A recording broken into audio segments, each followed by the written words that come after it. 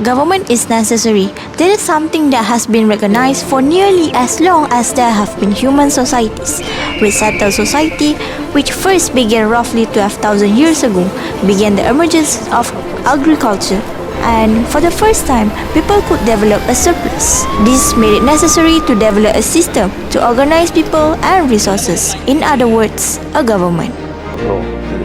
The judicial independence can make sure that anti-corruption agencies is more. And after more than 2 years of political turmoil, he'll be looking to keep his new government strong and united. Mr. Anwar says he has the numbers for that. I am shocked and bitterly disappointed with the decision of the judges.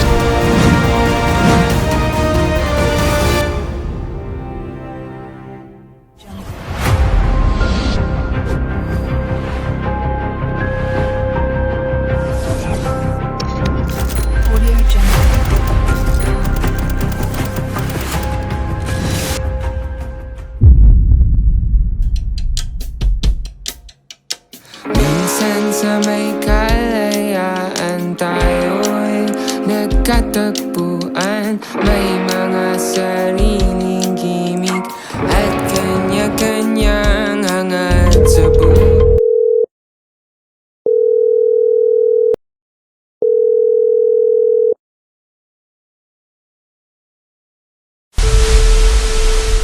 Born in 1951, ROSMAH binti Mansor, also known as the 6th Malaysian First Lady, has been ordered by the Kuala Lumpur High Court to defend herself against 3 charges regarding the corruption on 18 February 2021. Like a wolf in sheep clothing, this mother of 2 has been faced charges regarding the solar hybrid project for 369 rural schools.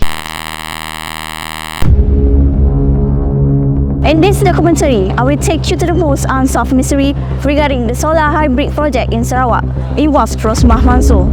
Not only that, many cases related to her has not yet been solved, leaving Malaysians with unanswered questions. ROSMAH binti Mansor is the second wife of the former Prime Minister of Malaysia, Najib Razak. Like her husband, she was implicated in the One Malaysian Development Berhad scandal, which is 1MDB. On the 1st September of 2022, she was found guilty of corruption in relation to a school electricity project. ROSMAH is accused of asking for 187.5 million ringgit and 2 charges of receiving bribes amounting to 6.5 million ringgit from Saidi Abang Samsudin, who was then the managing director of Jepak Holding Sendirian Berhad through her former assistant Dato' Rizal Mansor as a reward for helping Jepak Holdings acquire a project worth of 1.25 million ringgit. The solar hybrid project tender are supposed to have schools in Sarawak that still depends on power generator in order to supply electricity. Proposed by the Jepak Holding Sendirian Berhad, this solar hybrid project and its implementation was awarded and approved by the former Prime Minister Dato' Sri Najib Razak. On the 18th of February 2021, she was ordered to defend herself against 3 charges after the prosecution has successfully proved a prima facie case against her. She was fined 303 million ringgit and sentenced to 10 years of imprisonment. But until today, there had been no information indicating that she had been imprisoned. Has the allegation against her had been withdrawn without our knowledge? Not only that, since 16 May 2018, Malaysian Police has searched 6 properties that link to ROSMAH and Najib as a part of investigation of 1MDB scandal. Regarding the issue, is ROSMAH really involved in the case, or she just a scapegoat for corruption in Malaysia? Thus, this case assured us to crack the unsolved mystery of this deep, dark secret. Focus in office corruption and office politics most of all because I'm working in a industry where a lot of corruption is happening, but it's not about corruption. I'm aware about is it's not just in the office. It's also happening even though we're in Mama or in the university itself. Basically, not only at workplace. Yes, true. That's correct. Okay. Yeah, it's eating us alive. I think it's eating the country alive. So corruption is actually something like it's a worst virus for any country lah. So as long as you have corruption going on and people taking and people applying and people living with corruption, I think we will never grow. At one time, public didn't realize all these things because corruptions normally what people know or public at large realize only on the small scales. Okay. So when we are talking about ROSMAH MANSOR, is a wife of former Prime Minister, meaning to say when she's involved, the thing is big. So based on this case, if you realize, you see, there is about solar energy in Sarawak. We suppose billions of dollars spent for the advantage of public, for the rural especially, but at the end of the day, it's not happening. It flows somewhere else. Some to their pocket, some to the business and all that. So the impact, the direct impact is that public at large, which is supposed to receive the advantage for the utilities, then they are being denied because the money is go to somewhere else, not to the development, to the supplies of the solar panels and all that. Okay. So finally, if we look back, what happened, meaning to say that when national income that's supposed to be spent for the public, at the end of the day, just the advantage taken by few personnel. So we can conclude that public are actually aware of problem corruption that happened in Malaysia, but still the case remain increased per year. Stay tuned for more explanation. Madani government, I think we are moving slight to a better state lah. Okay, maybe looking to what our government have done. I think few initiatives have done, and this proved something to say like positive lah. Okay, we are in the middle, not showing that we are at good or at this good state, but because we look at this position pun, we are very far from to say like developed country, of course, and we are not that serious lah.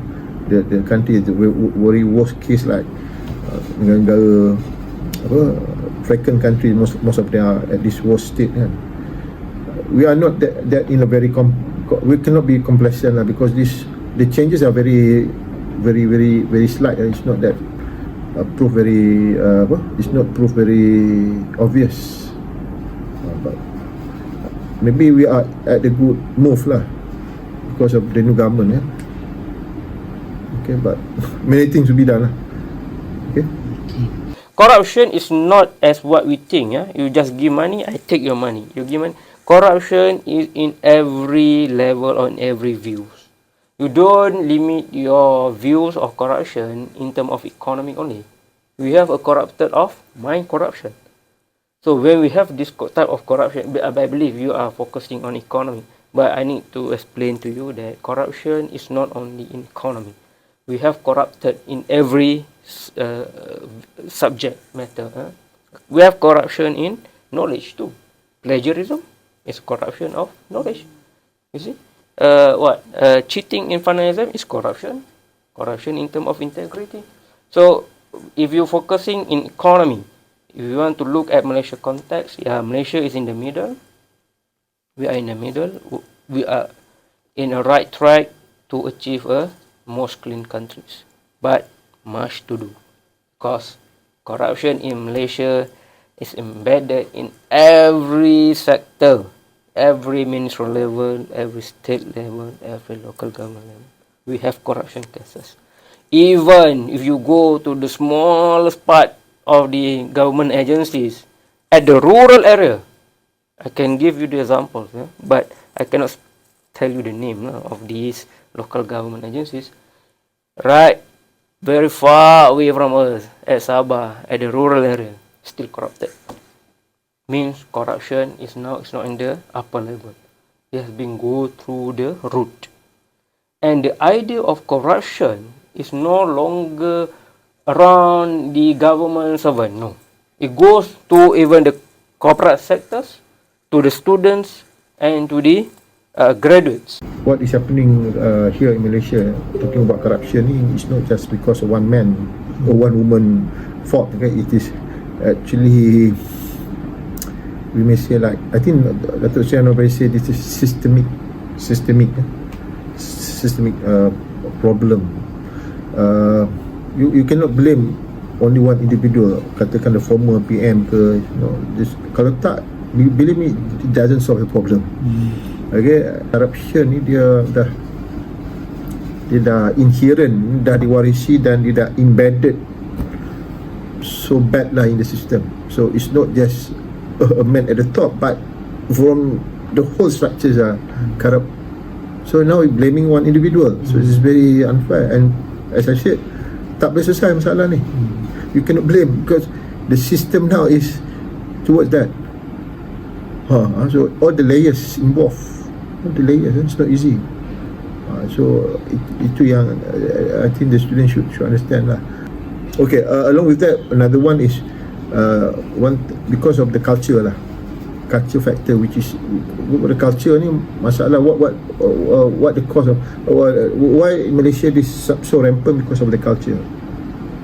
Okay, a culture that whether we realize or not, it is already embedded in the system, our mindset.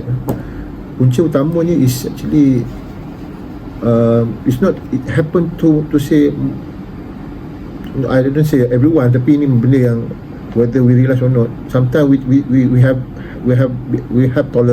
tolerated with these kinds of behavior. Contoh macam kita kabur, we are fail to distinguish mana satu kepentingan kita, mana what is difference between the official work and the personal one.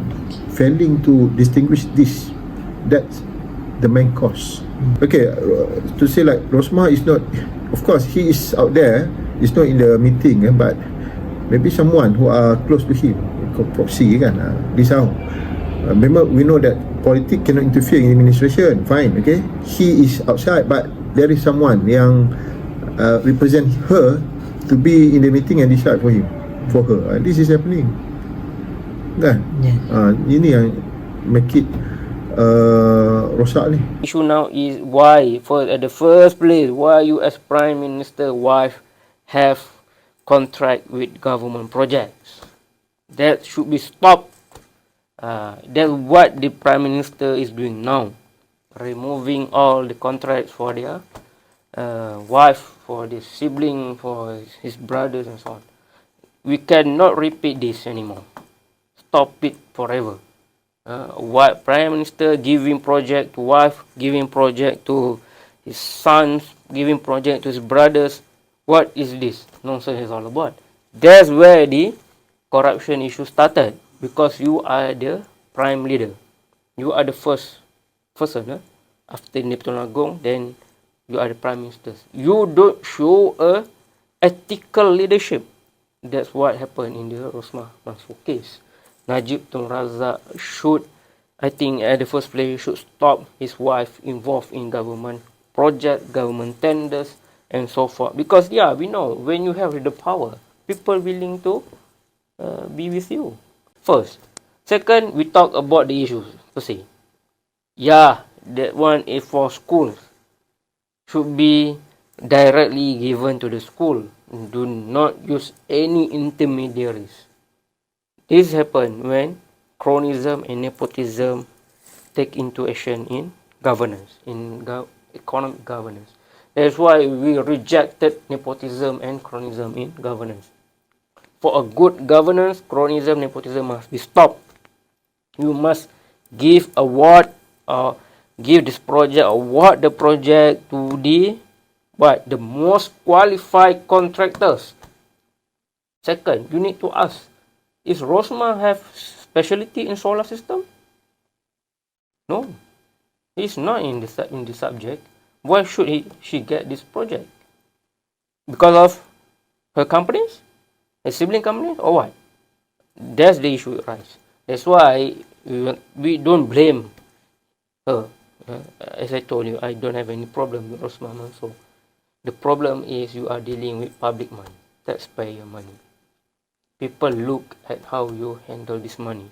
You are giving millions ringgit to a project. At the end, the project doesn't have any significant impact to the nation, even to the society, even to the schools. This is school children money. So don't give nonsense excuses. Our government moving toward green technology. That's why government introduced solar system. And this solar system is among the initiative for green technology in Malaysia. Very sad that we have a case where she involved in corruption. I think it's not only impacted the school, it impacted the nation building, it impacted our policy, green technology policy. Suppose 2023, 2024, we are talking about implementation of green technology, but now we don't have even the project pun tidak not in the action anymore. It's not about integrity, of course, it's a must. Second is about the leadership at work ni, yang dekat kementerian ni, whether they are betul kepimpinan yang betul layak atau tidak. So we need a very talented one, bukan ialah integrity of course, tapi the one who are really capable, caliber and experienced one. I should be there in the system. Kalau tak, semua ni cannot. Bukanlah rasuah-rasuah, integrity of course yang cannot compromise, tapi dari segi nak mengurus, manage and administer the running of the organisation, the agencies. It's also important. Many other mechanism you just can look at. All the writing, the reports given by the commission. Beside the public complaint bureaus, you can submit document to SPRM as a whistleblower. You also can use social media. Now people are using this called Telegram to distribute information on corruption. So a government, a governance need to be careful on media social. They have the power to reveal information who's involved in corruption. I think this one should be the mechanism. Government should rethink on information distribution in social media. I believe this one is a good mechanism. Yeah, let the people know that you are doing corruption. But to stop corruption, you must stop both. Receiving, those yang receive, and those the giver. Those yang give the money and receive the money. Both must be stopped. We have heard a few explanations from our experts and their thoughts regarding corruption in Malaysia. What do we learn from this? Is she really innocent? Or she's the real power of evil?